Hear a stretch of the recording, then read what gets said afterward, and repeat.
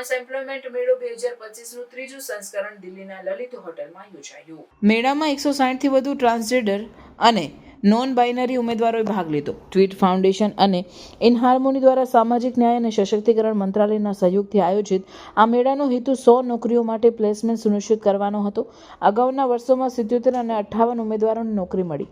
આ વર્ષે Mahindra logistics, EY foundation, હેક્સાવેર અને લલિત હોટલ સહિત 17 કંપનીઓએ ભાગ લીધો.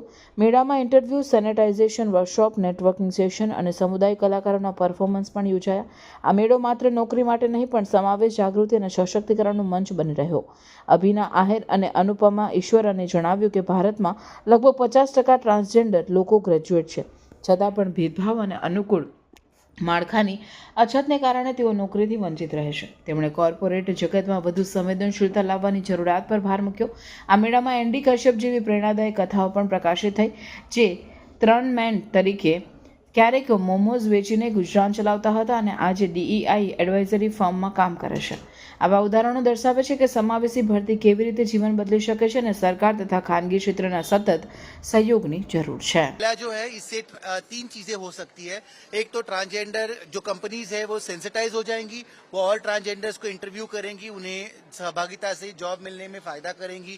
दूसरा, समाज में जो कलंक और भेदभाव की नजर से ट्रांसजेंडर को देखा जाता है कि नर छक्का मामू गुड़ करके बोला जाता है, वो इज्जत से उनको रोटी दे पाएंगे, वो रोटी कमा पाएंगे और अपने फैमिली को भी एक्सेप्टेंस ला पाएंगे.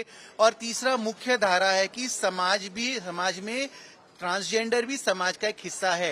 और ये मेला जो है वो ये प्रावधान करता है कि वो कंपनीज को, डेवलपमेंट पार्टनर्स को, गवर्नमेंट को और ट्रांसजेंडर को सभी को एक ही पंच पे लेके आता है. अगर हम उनको सक्षम बना रहे हैं, किसी के पास जॉब है, इकोनॉमिक एम्पावरमेंट है, तो वो कई सारी चीजें कर पाते हैं.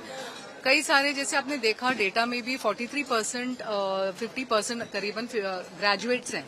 ओके, और उनमें से कई लोग फर्स्ट टाइम जॉब सीकर्स हैं क्योंकि उनको मिला नहीं है अपॉर्चुनिटी. तो ये एक प्लेटफॉर्म है जहां हम बोल रहे हैं, हम कैंडिडेटली बोलते हैं कि जरूरी नहीं है आपको एक्सपीरियंस कैंडिडेट्स मिलेंगे, बट फ्रेशर्स हैं, टैलेंट है, हुनर है, and this is a showcase. So most company जो आती है, जो फर्स्ट टाइम भी आई थी ना, उन्होंने कभी कहीं भी ऐसा एक जॉब फेयर नहीं देखा जहां पे 150 प्लस कैंडिडेट्स एक ही रूफ के अंदर है.